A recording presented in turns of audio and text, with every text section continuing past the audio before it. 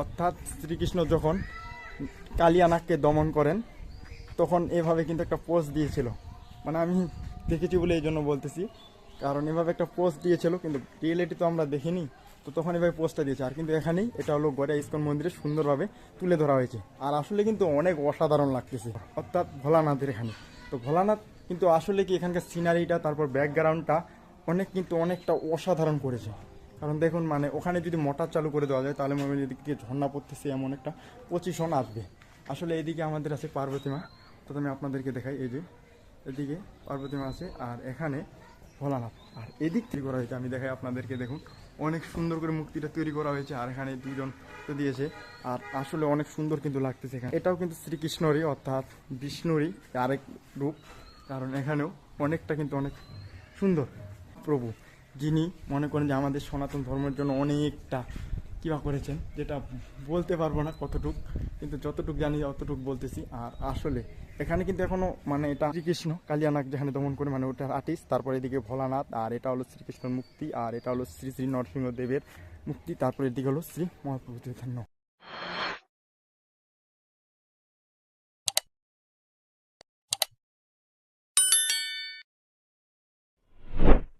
Hello everyone, welcome to my blog, this is Hriday. তো guys finally চলে আসলাম আজকে আরেকটা নতুন ব্লগ নিয়ে। তো আজকের ব্লগটা হতে চলেছে, আপনারা অবশ্যই ইন্ট্রো আর থাম্বনেল থেকে বুঝতে পেরে গেছেন যে ব্লগটা কি নিয়ে।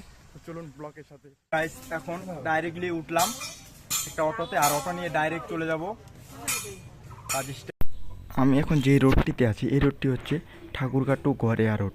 আর আমি আছি এখন ঠাকুরগাঁ থেকে পূর্ব পাশে, অর্থাৎ এই রোডটি যাচ্ছে গড়িয়া। আর আমি এখন গড়িয়া বাস স্ট্যান্ডে নামবো, নামার পর আপনাদেরকে সুন্দরভাবে রিভিউটা আরও সুন্দর করে দিব।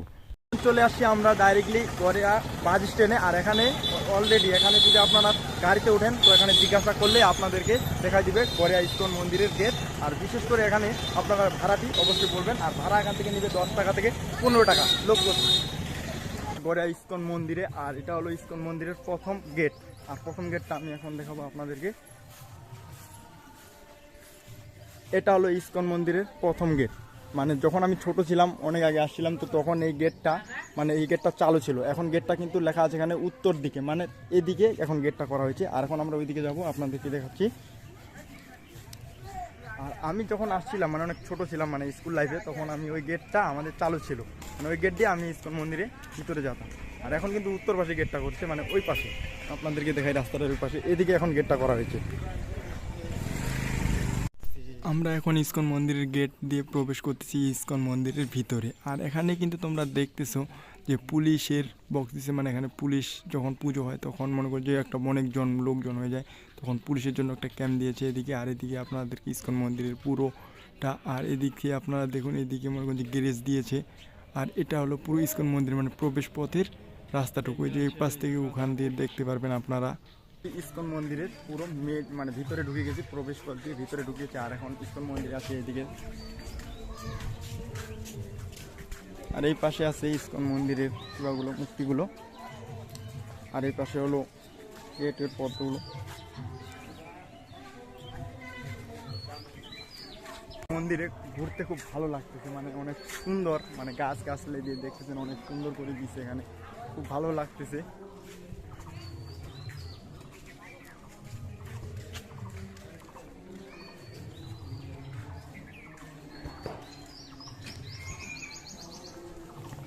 আর এই জায়গা হলো ইস্কন মন্দিরের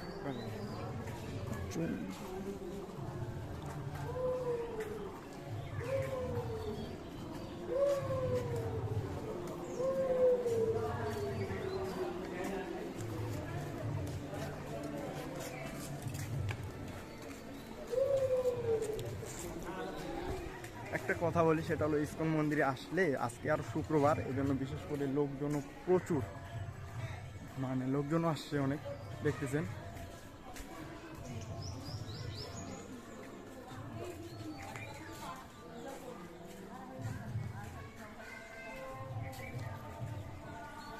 আর এই পাশে এই গেটটা কিন্তু অনেক সুন্দর করে দিছে, এই দিক গেটটা অনেকটা সুন্দর, মানে এটা ওদের পার্সোনালি গেট, কিন্তু তবুও দেখেছেন মানে ফুলের গাছগুলো লাগায় আরো অনেকটা অসাধারণ, অনেক সুন্দর করে ফেলছে। আর এটা হলো মন্দিরটা, আমি ভিতরে প্রবেশ করবো কিছুক্ষণ পর, আগে বাইরেগুলো দেখিনি।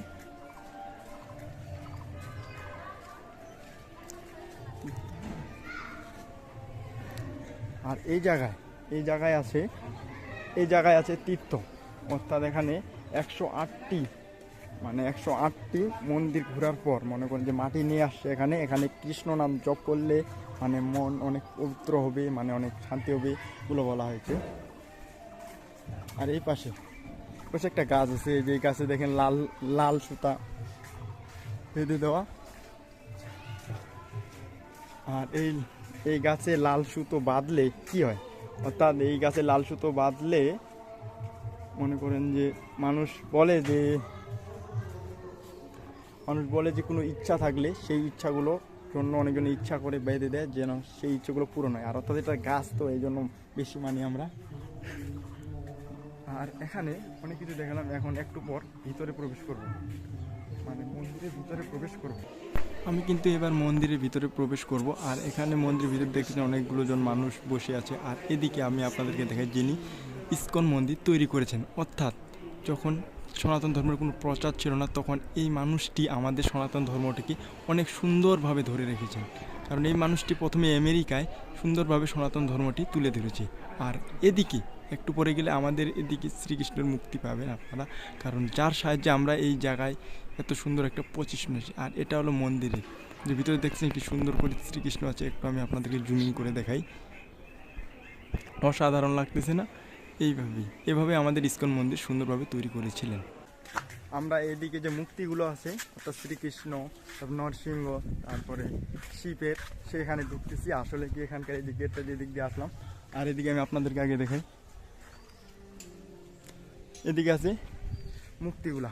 আর এই মুক্তিগুলা সম্পর্কে এখন জানবো আর এখানকার সুন্দরভাবে কথাগুলো বলবো। প্রথমে বলি, এই যেখানে আমাদের নতুন করে শ্রীকৃষ্ণ, অর্থাৎ শ্রীকৃষ্ণ যখন কালিয়ানাগকে দমন করেন তখন এভাবে কিন্তু একটা পোস্ট দিয়েছিল, মানে আমি দেখেছি বলে এই জন্য বলতেছি, কারণ এভাবে একটা পোস্ট দিয়েছিল, কিন্তু রিয়েলিটি তো আমরা দেখিনি, তো তখন এভাবে পোস্টটা দিয়েছে। আর কিন্তু এখানেই এটা হলো গড়িয়া ইসকন মন্দিরে সুন্দরভাবে তুলে ধরা হয়েছে। আর আসলে কিন্তু অনেক অসাধারণ লাগতেছে।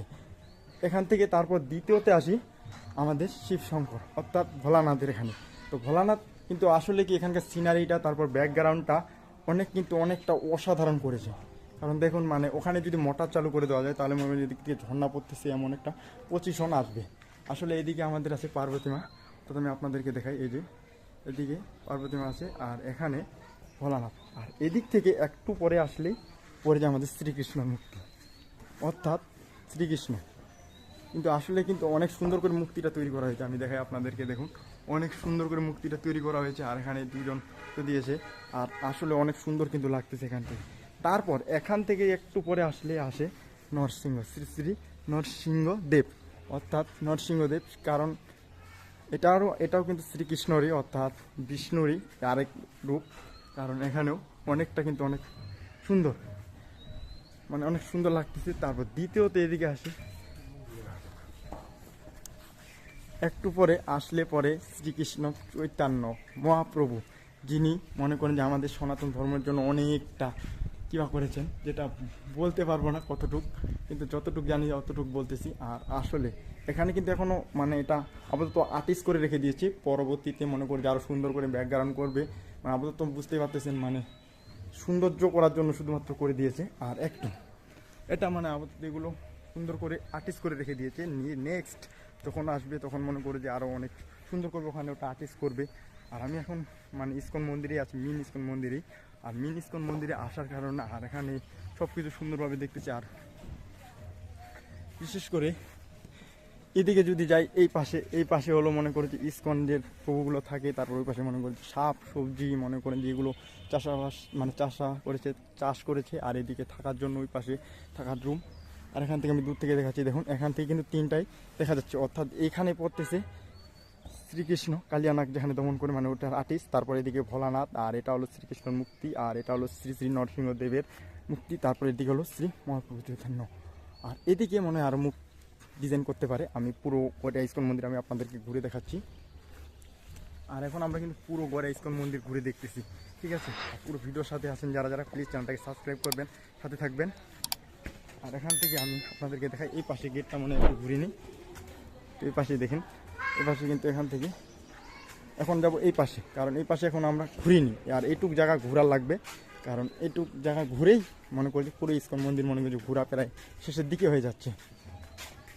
এখন আমরা এদিক থেকে এখান থেকে এদিকে যাব।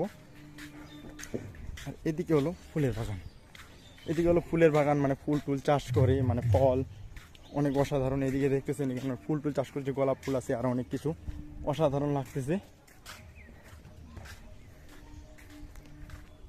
আর আজকে কিন্তু গড়িয়া ইসকন মন্দিরে আসি ঘোরার জন্য, আর আপনাদের জন্য একটা ছোট্ট একটা ব্লগ ভিডিও বানানোর জন্যই আসছি, ঘোরার জন্য। নাহলে বিশেষ করে ঘুরতেও প্রচণ্ড ভালো লাগে। এদিক থেকে মানে একটু রোদটা লাগতেছে, তো এদিকে ঝাপটা, এই জন্য চুলটা ঘামে গেছে, তাই চেহারায় অতটা স্মার্ট লাগতেছে না, তাতে কোনো কিছু মনে করবেন না। এইদিকে এদিক থেকে এদিকে যাব, আর এদিক থেকে গড়িয়া ইসকন মন্দির, ওই পাশে মন্দির করতেছে।